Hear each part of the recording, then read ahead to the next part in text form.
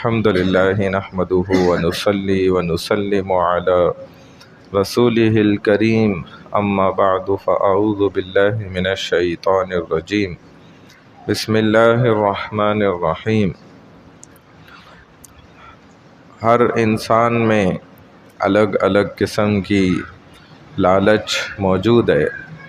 بعض انسانوں میں بڑی اچھی قسم کی لالچ موجود ہوتی ہے کہ دین میں ایک دوسرے سے آگے نکلنا اور دینی اعمال کے اندر ایک دوسرے سے آگے بڑھنا اور تقوی اختیار کرنے میں، گناہوں سے بچنے میں ریس لگانا، اور یہ جنت کو زیادہ اونچے مقام حاصل کرنے کے لیے آگے بڑھنا، صدقہ کرنے میں آگے بڑھنا اور برائی سے بچنے میں آگے بڑھنا، نیکی کے کرنے میں آگے بڑھنا، یہ لالچ تو بہت زبردست ہے۔ اور کسی کو دنیا کے اندر مال کی لالچ ہے، دولت کی لالچ ہے، کسی کو عہدے اور کرسی کی لالچ ہے، پاور کی لالچ ہے، طاقت کا نشہ ہے۔ جب یہ نشہ اس کو لگ جاتا ہے پھر اس سے بچنا بڑا مشکل کام ہے۔ چنانچہ ہارون رشید کے زمانے میں بھی بہلول کا واقعہ میں نے غالباً سنایا پہلے، کہ یہ ان کی بادشاہ کی جو کرسی ہوتی ہے نا، تخت لگا ہوتا ہے ظاہر ہے، تو اس کرسی پہ چڑھ کے بیٹھ گئے۔ بہلول دانا رحمہ اللہ، بڑے نیک اللہ والے اور دانائی کی باتیں کرتے تھے، اسی لیے ان کو دانا کہا جاتا تھا، عقل مند، سمجھدار۔ اس کی کرسی پہ بیٹھ گئے۔ اب وزیر آ گئے، خدام آ گئے، خادم، اور ڈنڈے برسا رہے ہیں، مار رہے ہیں، ہٹا رہے ہیں، یہ ہٹ کے نہ دیں، ہٹیں تو پھر چپک جائیں، پکڑ لیں کرسی کو۔ اتنے میں شور مچ گیا تو اب بادشاہ نکل کے آ گیا کہ بھائی کیا بات ہو گئی ہے؟ تو پتہ چلا کہ جی یہ جو ہے بادشاہ کی کرسی پر، اور یہ بڑی بے ادبی سمجھی جاتی تھی ادب کے خلاف، کہ بادشاہ ہے اس کے کرسی کے اوپر کیسے بیٹھ گئے۔ جیسے ہمارے بڑے بزرگوں نے، علماء نے نا منع کیا اپنے خاص شاگردوں کو بھی اور اپنے طلبہ کو بھی نا، کہ کبھی کسی امیر زادے کے پاس نہ جائیں۔ خود کوئی بہت ضروری اگر اس کا کام ہے تو چلے جائیں، اپنا کام بہت ضروری بھی ہو نا تو بڑی شرائط کے ساتھ جائیں بھی، تو قریب نہیں بیٹھیں، دور بیٹھیں، فاصلہ دے کے، کہ کہیں اس کا اور کوئی چاہنے والا آ جائے نا تو وہ آپ کو ہٹا کے اس کو بٹھائے گا تو یہ آپ کے ادب کے خلاف ہو جائے گا، اس لیے فاصلہ دے کے بیٹھ جائیں۔ تو بادشاہ کی جو کرسی تھی اس کے اوپر، اور اتنے ڈنڈے پڑے، آخر ڈنڈے کھا کے بادشاہ بھی آ گیا، تو دور ہٹے اور بادشاہ کو کہا دیکھ لیا یہ تھوڑی سی دیر کے کتنے ڈنڈے پڑے، اب تم اپنا اندازہ لگا لو کہ جو تمہیں لالچ ہے نا کرسی کی، اور اس پر بیٹھ کے تم اگر رعایا پر ظلم کر رہے ہو اسی لالچ کے پیچھے، تو پھر اپنا اندازہ لگا لو آخرت میں پھر کتنے ڈنڈے پڑنے۔ یہ تو مجھے تھوڑی سی دیر میں دنیا میں دیکھو کتنے ڈنڈے پڑ گئے، تیری کرسی پہ بیٹھ گئے۔ یہ کرسی بھی پھر معمولی نہیں ہے، گن چکر ہے، گھما دیتی ہے انسان کو۔ اور کسی کو جو ہے اپنی عزت کی لالچ کے وہ پڑے میں، لوگ میری زیادہ سے زیادہ عزت کریں، مجھے جو ہے اور زیادہ جو ہے نا سروں پہ بٹھائیں، اور زیادہ میرا اکرام کریں، تو یہ لالچ بھی بڑی خطرناک ہے۔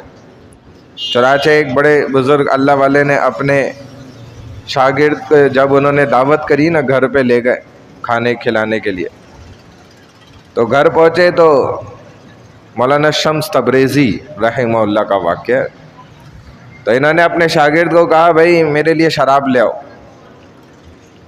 تو شاگرد نے کہا کہ حضرت استاد آپ شراب بھی پیتے ہیں، مجھے تو پتہ ہی نہیں تھا۔ کہہ رہے آپ پتہ چل گیا، چلو جاؤ لے آؤ۔ کہا اچھا، میں تو بڑی محلے میں عزت ہے، بھلے عیسائیوں کا تھوڑا فاصلے پہ جو ہے محلہ تھا، وہاں شراب مل جاتی تھی۔ کہا میری تو بڑی عزت ہے، نیلام ہو جائے گی، لوگ بڑا مجھے عالم سمجھتے ہیں، بزرگوار، نماز بھی میرے پیچھے پڑھتے ہیں، علم بھی سیکھتے ہیں، مسائل بھی پوچھتے ہیں، تو بدنام ہو جاؤں گا۔ کہا چلو اپنے کسی خادم کو بھیج کے منگواؤ شراب۔ کہا کہ خادموں میں بھی میری بڑی عزت ہے، کسی خادم کو میں بولوں گا شراب کی بوتل لاؤ خرید کے، تو وہ بھی کیا بولے گا، ساری عزت ملیا میٹ ہو جائے گی۔ کہا تو بھائی مجھے نہیں پتہ، خود جا کے لے آؤ۔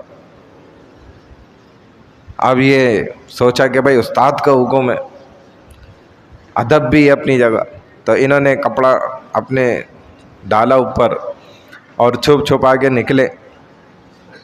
اب لوگ تو بخشتے چھوڑی ہیں، لوگ نہیں چھوڑتے ماشاءاللہ، لوگ اچھے بھی ہوتے ہیں اور ہر قسم کے ہوتے ہیں۔ کچھ لوگ پیچھے ہو گئے ان کے، دیکھ رہے ہیں کہ بھئی یہ کپڑا ڈال کے چھپ کے کہاں جا رہے ہیں۔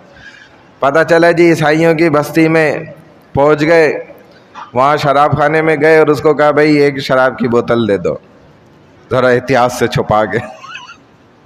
اس نے بھی اس طریقے سے چھپا کے دے دی۔ انہوں نے چادر میں چھپا لی اور واپس نکلے تیزی سے۔ جیسے ہی واپس نکلے اور زیادہ لوگ پیچھے لگ گئے کہ لے بھائی اب تو مولانا نے شراب بھی خرید لی، ماشاءاللہ یہ کام بھی حضرت نے شروع کر لیا۔ یہی رہ گیا تھا ہمیں دیکھنا بس اب، کہ مفتی صاحب شراب بھی خرید کے لے جانا، وہ بھی چھپا کے۔ تو جیسے ہی اپنی بستی میں پہنچ گئے، اب مجمع تو تھا بڑا، انہوں نے پکڑ لیا لوگوں نے ان کو اور بولا بھئی یہ ہٹائیں چادر کھینچ لی اور شراب کی بوتل پکڑ لی اور کہا بھئی یہ کیا ہے؟ بولا بھئی شراب ہے۔ بولا ہم آپ کو اتنا اچھا انسان سمجھتے تھے، پھر گالیاں بھی دیں اور مارا بھی۔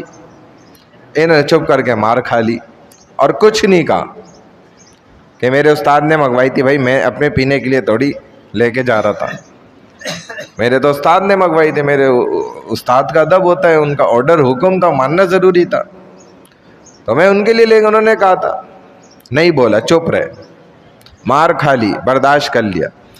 استاد کو پتہ تھا، وہ پہنچ گئے اور انہوں نے دیکھ کے لوگوں کو کہا کہ دیکھو یہ ہوتے ہو تم لوگ، کہ پہلے سروں پہ بٹھاتے ہو پھر جوتوں سے مارتے بھی ہو اور کچھ دیکھتے بھی نہیں ہو، نہ تحقیق کرتے ہو، نہ تم مرتبے کا خیال کرتے ہو، نہ اگلے کی عزت کا تمہیں کوئی قدر ہوتی ہے۔